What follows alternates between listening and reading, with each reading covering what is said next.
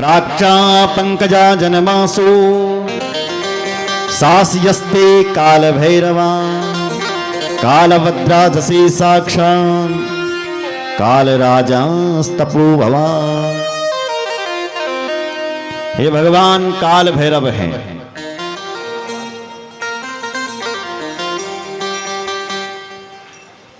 कहते हैं इन्हीं काल भैरव ने ही ब्रह्मा जी का सर काट दिया था। क्यों? क्योंकि ब्रह्मा जी ने शिव जी के लिए झूठ बोला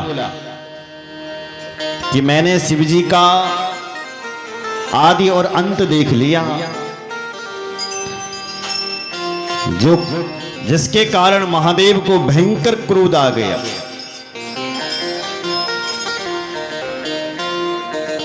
भगवान नारायण को नीचा दिखाने के लिए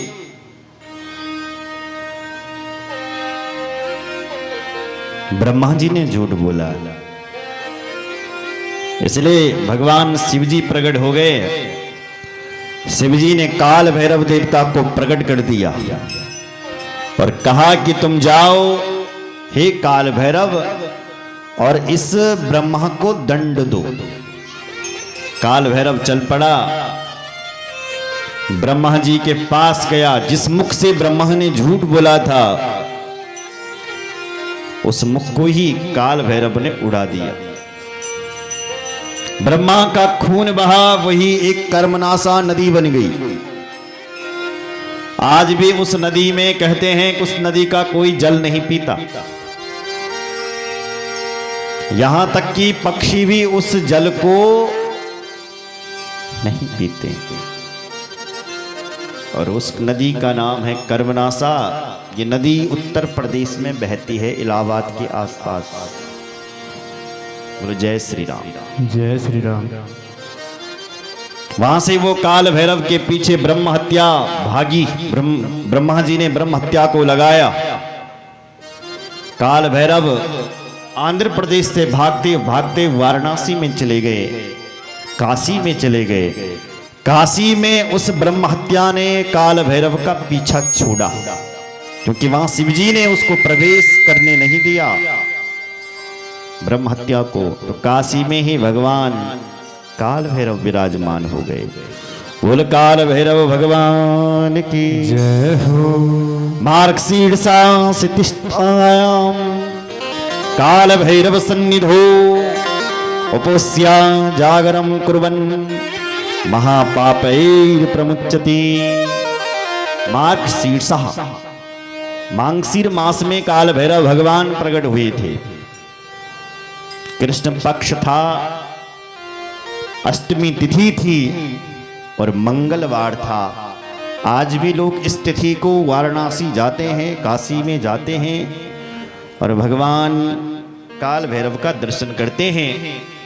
कहते हैं एक बार जो उनके दिव्य चरणों में चले जाता है, ऐसे व्यक्ति के कितने भी किए हुए पाप हैं सब नष्ट हो जाते हैं। सर्व पापों से भय मुक्त हो जाता है वो व्यक्ति। आगे भगवान शिव जी के 10 अवतारों की कथा लिखी हुई है। महादेव के 10 अवतार हुए हैं।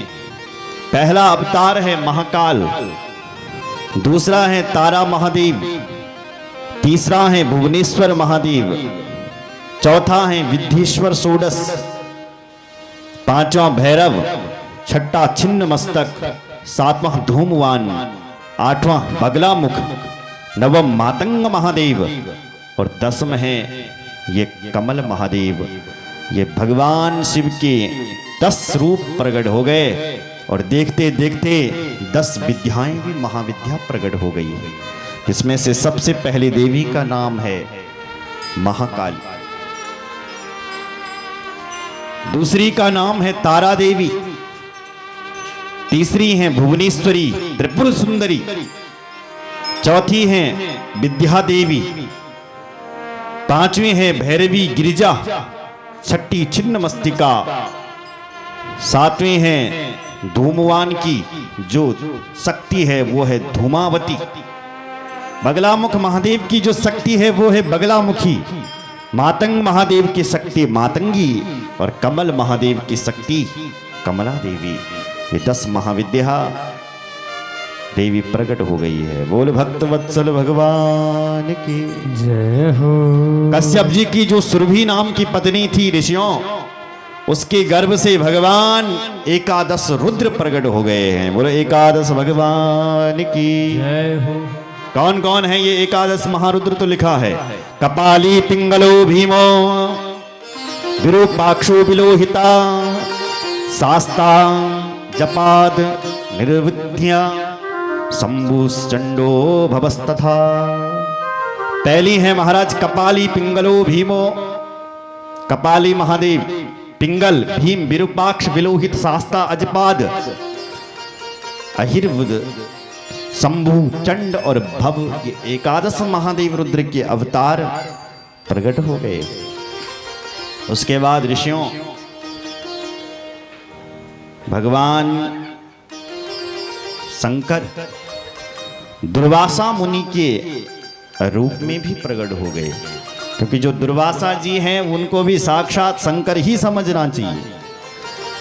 11 ते रुद्रास्तु सुरभूत नयः स्मृता देव कार्यार्थमुत्पन्ना शिव रूपा सुखास्पदम।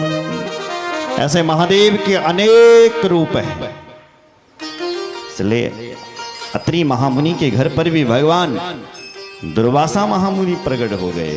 बोलो भक्तवत्सल भगवान की जय हो। इतना ही नहीं ऋषियों, राम जी के जो अनन्य सेवक हैं हनुमान जी महाराज, अंजनी के जो पुत्र हैं हनुमान, वो भी भगवान शिव जी के ही अवतार हैं। उनको भी साक्षात शिव ही समझना चाहिए, ऐसे भी शिव पुराण में लिखा है।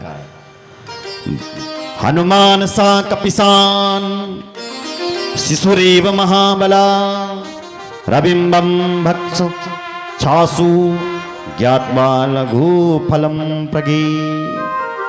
इनके अंदर तो अंजनी पुत्र जो हनुमान जी हैं, सूत जी महाराज कहते हैं ऋषियों, इनके अंदर तो शिशु में ही जब ये छोटे थे तो इनके अंदर इतना बल था, इतना पराक्रम था कि रवि बिंबम भक्ष, भगवान सूर्य को ही लड्डू समझ करके ही इन्होंने निगल लिया, खा लिया छोटे में ही। ये उड़ना जानते हैं, अष्ट नव निधि के दाता, सारी रिद्धि सिद्धियां हनुमान जी के पास है। बोलो जय श्री राम। जय श्री राम। हनुमान जी महाराज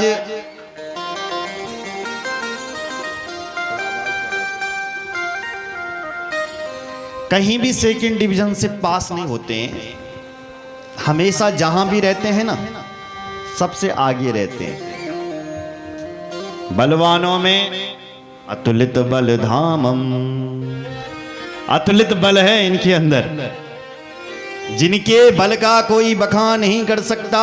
कितना बल होगा, कितना पराक्रम होगा, इसलिए गोस्वामी तुलसीदास बाबा को लिखना पड़ा अतुलित बल है, कोई बखान नहीं कर सकता। कितना बल है, अतुलित बल है। अच्छा, कितने बुद्धिमान होंगे हनुमान जी? बोले बुद्धिमताम श्रेष्ठम, बुद्धिमानों में श्रेष्ठ। अच्छा, भक्तों में सबसे आगे, रघुपति प्रिय भक्तम, भगवान राम के भक्त भी हैं तो प्रिय भक्त हैं, और बलवान भी हैं तो अतुलित बल वाले, बुद्धिमान हैं तो अतुलित बुद्धि वाले, बानरों के श्रेष्ठ, हम सबके पूजनीय, ऐसे हनुमान जी हैं। और ये हनुमान कोई और नहीं है, भगवान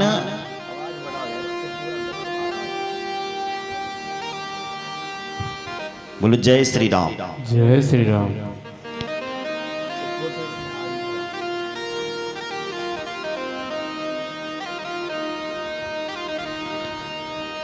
जो हनुमान जी हैं वो साक्षात शिव जी की ही अवतार है, उनको शिव समझना चाहिए।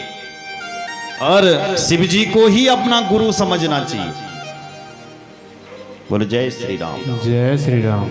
इनको शिक्षा भी लेनी है तो सूर्य भगवान से ही शिक्षा लेते हैं।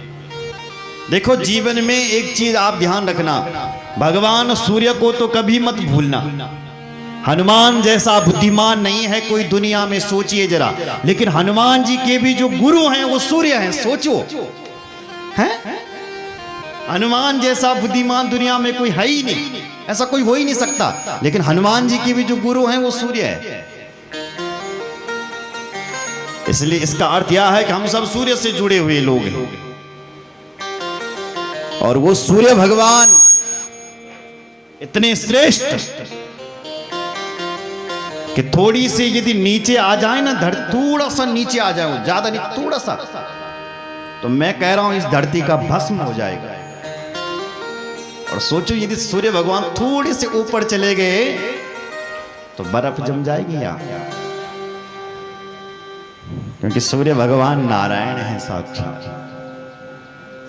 बोलो जय श्री राम। जय श्री राम। जो लोग सूर्य की तरह सुबह जगते हैं, सुबह उठते हैं, ऐसे लोगों के मुखमंडल पर तेज रहता है अपने आप। जो लोग जिनको सूर्य जगाता है, जो तब उठते हैं, उनकी जिंदगी फिर कभी नहीं जगती फिर।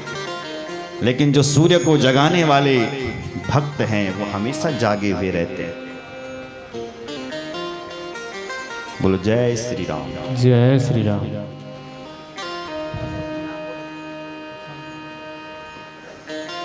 और ऐसे हनुमान के जो गुरु हैं सूर्य, उनको भी हम प्रणाम करते हैं। बोलो शंकर भगवान की जय हो। जब हनुमान जी सूर्य भगवान के पास पढ़ने के लिए गए ना, तो सूर्य भगवान ने कहा मैं रुकता नहीं हूं, मैं तो हमेशा चलते हुए रहता हूं, मैं रात सोता नहीं हूं, दिन में सोता नहीं हूं, मैं 24 घंटे चलते रहता हूं। देखो रात में जब यहां रात पड़ती है तो अन्य देशों में सूर्य भगवान उदित होता है, तो वो सोते कहां होंगे? उनके पास टाइम ही कहां होता होगा? तो हनुमान जी के लिए कहा मेरे पास तो टाइम ही नहीं है तुझे पढ़ाने का, मैं तो हमेशा चलते रहता हूं। तो हनुमान जी ने कहा हे मेरे भगवान, हे मेरे गुरुदेव, आप मुझे चलते चलते पढ़ाइए। हैं? तो कैसे चलेगा रे? अब चेला तो आगे होना चाहिए, गुरु पीछे सन्मुख चेला होना चाहिए। तो जब मैं तुझे पढ़ाऊंगा तो मेरी जो रोशनी है तो अंधेरा नहीं हो जाएगा जग में, जब तू सामने खड़ा रहेगा, फिर मेरी किरणें आगे कैसे जाएगी?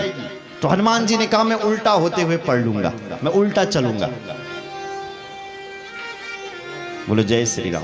आप आगे आगे चलना, मैं पीछे पीछे आपके पीछे पीछे चलूंगा और पढ़ लूंगा। तो ऐसे जो हनुमान जी हैं जिन्होंने सूर्य भगवान से शिक्षा ग्रहण करी, और उसके बाद जब गुरु दक्षिणा में, जब हनुमान जी ने कहा गुरु दक्षिणा में क्या दूं, तो सूर्य भगवान ने कहा मेरा एक अंश है। कौन? सुग्रीव। वो ऋषिमुख पर्वत पर रहता है, उसके भाई ने उसको घर से निकाल दिया है। यदि गुरु दक्षिणा में देना है तो मेरा जो अंश सुग्रीव है तो उसका सचिव बन जा, जरा उसकी सेवा में लग जा, उसकी रक्षा करने के लिए चले जा, और मुझे कुछ नहीं चाहिए।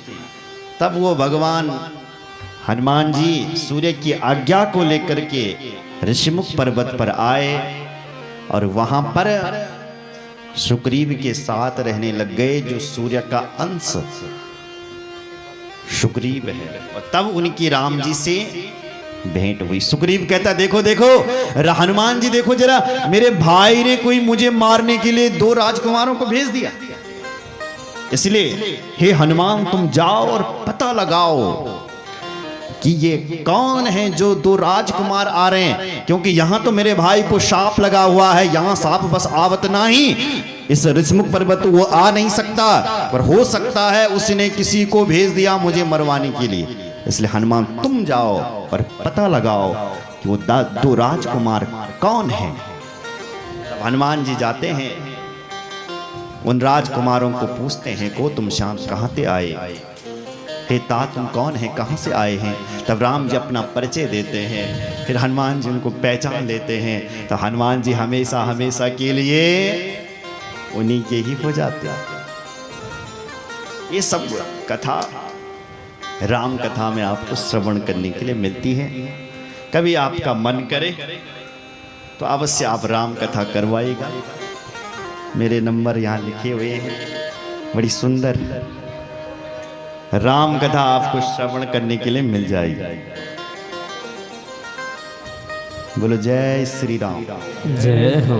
तो सूर्यज्ञया तदंसस्यः सुग्रीवस्यान्तिकं ययो मातुराज्ञा मनुप्राप्ता रुद्रांसा कपिसत्तमा। सूर्य की आज्ञा से सुग्रीव के पास हनुमान जी गए, उनके साथ रहने लगे। इनको कोई साधारण ना समझे। रुद्रांश कपि सत्तमः, ये भगवान रुद्र के ही अंश हैं, ये साक्षात भगवान शिव ही। अच्छा देखो जरा, नारायण भगवान ने जब भी रूप धारण किया होगा, नारायण आदि विष्णु ने, महाविष्णु ने, शिव जी ने भी उनके साथ रूप धारण किया।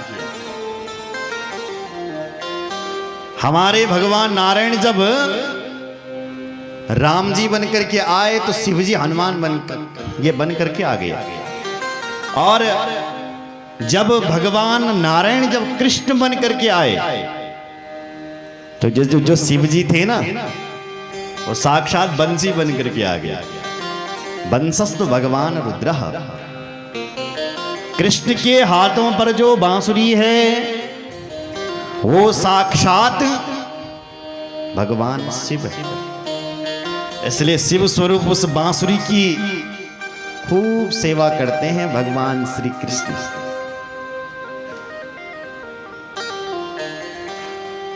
भगवान कहना चाहते हैं भगवान श्री कृष्ण कि शिव जी, जब मैं राम बना था तो तुमने हनुमान के रूप में मेरी बहुत सेवा की थी, पर अब मैं कृष्ण बना हूं और तुम बांसुरी बने हो, तो अब हे भोलेनाथ, अब मैं बांसुरी के रूप में तुम्हारी सेवा करूंगा।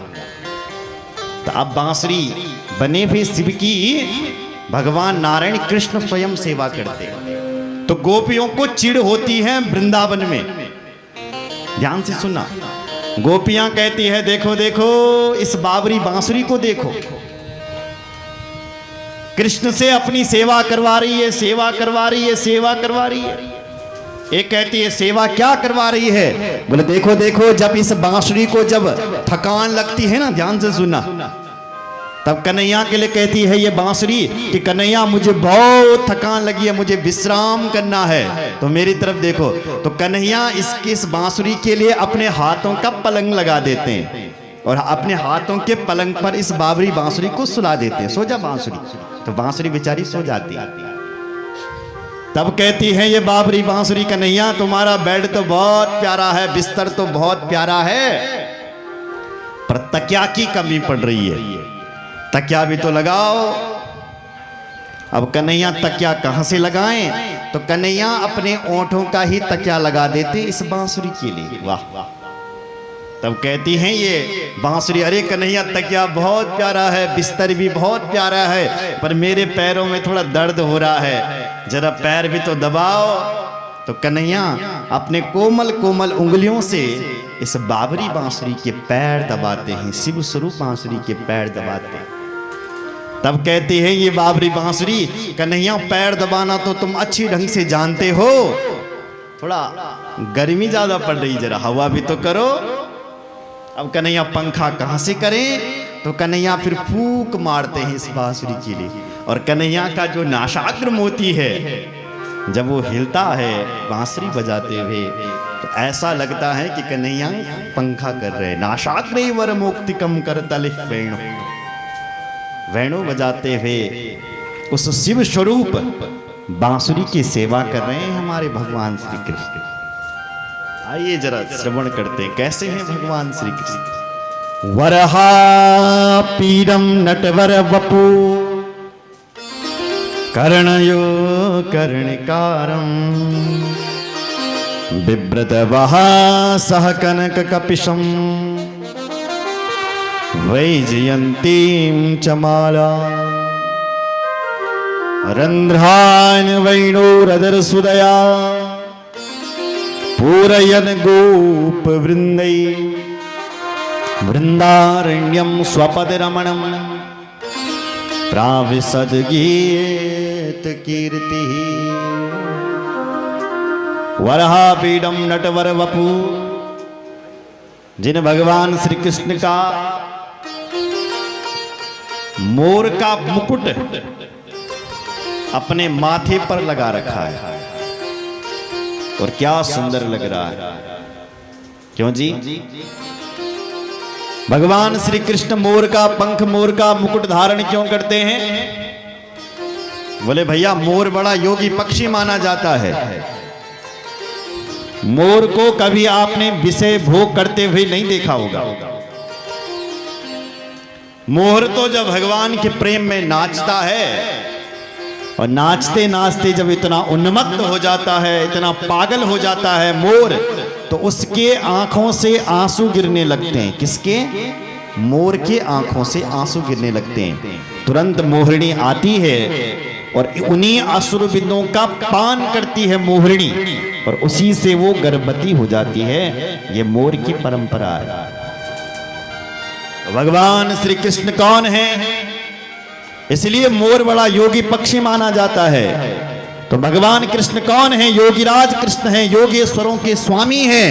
योगी लोग उन कृष्ण भगवान का ध्यान करते हैं। कौन से योगी? सुखदेव जैसे योगी जो उस ब्रह्म में परिनिष्ठित रहते हैं। परिनिष्ठितोपि नैर्गुण्या, परिनिष्ठित रहते हैं। पर उत्तम श्लोक लीलया, जहां भगवान श्री कृष्ण का ये श्लोक सुनते हैं तो गृहीत चेता राजर से उनका जो चित्त है उस बांसुरी वाले में लग जाता है और भाग जाते हैं वो योगी लोग भी उस कृष्ण के लिए। तो उन योगियों के जो स्वामी हैं ऐसे हैं भगवान योगेश्वर कृष्ण। तो भगवान दुनिया में बताना चाहते हैं, ए दुनिया के लोगों, मैं इन गोपियों के वस्त्र भी चुराऊंगा, इन गोपियों के साथ खूब नाचूंगा भी, गाऊंगा भी, फिर भी तुम मुझे भोगी मत समझना। मैं इस मोर की तरह परम योगी हूं। इसलिए ही तो भगवान श्री कृष्ण मोर का पंख धारण करते हैं। बोलो जय श्री राम। जय श्री राम। वरहापीडं नटवर वपु। भगवान श्री कृष्ण नटवर वपु है। दुनिया में दो लोग बहुत सस्ते हैं मेरे मां। एक तो नट, नट किसे कहते हैं? जो नाचने के लिए आता है, नहीं आते हो? प्रीतम बर्तवान के साथ या किसी बड़े कलाकार के साथ मंच पे नाचने के लिए तो बड़े सज धज करके आते हैं। तो उनकी सजने की प्रसिद्धि वही है जो नाचने वाले होते हैं। और दूसरे वर, वर यानी दूल्हा। दूल्हा तो एक ही दिन सजता है जिस दिन उसकी बारात होती है। भाई लोग एक ही दिन सजते हैं वो। देवियां तो प्राय सजती रहती है हमेशा, और नहीं तो उनको साल भर में तो एक दिन सजना ही है। पर भाई केवल एक ही दिन सजता है जिस दिन उसकी बारात होती है और वो भी खतरनाक लगता है। बोलो जय श्री राम। जय श्री राम। तो ये दो ही लोग दुनिया में बहुत सस्ते हैं। पर कन्हैया जब अपना श्रृंगार करते हैं तो नट और वर दोनों ही इनके सामने फीके पड़ जाते हैं, फैल हो जाते हैं दोनों। नट वर। दूसरा लिखा है नटवर वपु। एक नट वो भी होते हैं जो रस्सियों के ऊपर नाचते हैं, वो भी नट हैं। लेकिन हमारे कृष्ण तो ऐसे नटवर हैं जो कालिया नाग के फन पर जाकर के नृत्य करते हैं। इसलिए भगवान कृष्ण नटवर। कर्णयो कर्णिकारम। भगवान श्री कृष्ण की दोनों कानों में कन्हेर के पुष्प। विभ्रतवासा कनक कपिसम वैजयंती च माला। विभ्रतवासा, कन्हैया का जो पीताम्बर है जब उसको ओढ़ते हैं ना कन्हैया तो बिजली की तरह दमकता है, दामनी की तरह दमकता है। वैजंती माला भगवान श्री कृष्ण के गले में है, वैजयंतीम च माला, वैजंती माला धारण की भी है। भगवान कृष्ण को ही बहुत बड़ी बड़ी मालाओं से या सोना चांदी से नहीं सजते। ग्वाले लोग तो उनके लिए जंगल में ही वैजंती की एक माला बनाते हैं और उसी को श्री कृष्ण को पहनाते हैं। वाह, जब पहनते हैं तो क्या सुंदर लगते हैं महाराज। रंध्रान वेणुरधर सुदया पुरयन गोप वृंदे। रंध्रान वेणु, जब अधरों पर वो वेणु रखते हैं और जब उस वेणु के स्वर को फूंकते हैं तो वाह। जब कृष्ण भगवान की जब बांसुरी बजती है वृंदावन में तो सब लोग घायल हो जाते हैं उस बांसुरी को सुन करके। सब गायों के कान में जहां बांसुरी की धुन पड़ती है तो गाय लोग चरना भूल जाती है, कान खड़े कर देती है। कौन बजा रहा है बांसुरी, कहां बज रही है बांसुरी। अरे बड़े बड़े जो देवता हैं, स्वर्ग की जो अप्सराएं हैं, जब वो स्वर्ग में नृत्य करती है फिर अचानक जब कृष्ण की बांसुरी बजती है तो दौड़ पड़ती है, कौन बजा रहा है बांसुरी, कहां बज रही है बांसुरी। सब लोग आ जाते हैं और ऐसा लगता है कि कोई जैसे किसी कलाकार ने दीवार पर कोई चित्र बना दिया हो और उसको कोई देखता ही रह जाए, ऐसे देखते ही रह जाते हैं उस बांसुरी वाले। बोलो जय श्री राम। जय श्री राम।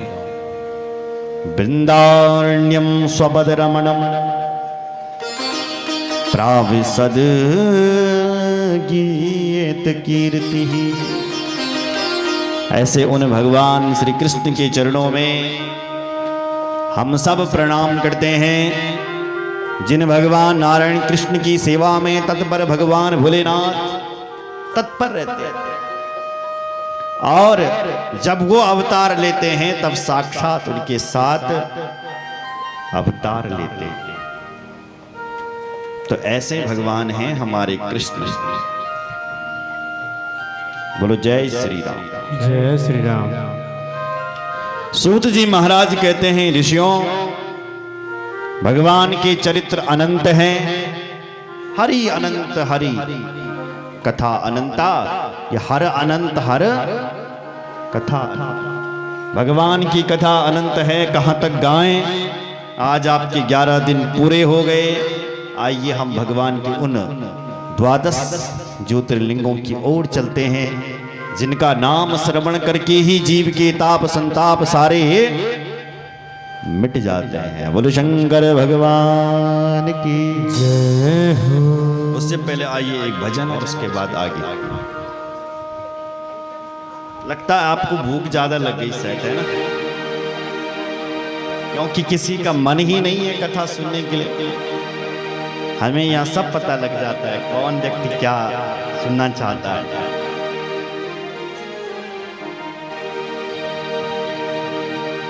बोल कृष्णचंद्र भगवान की जय हो।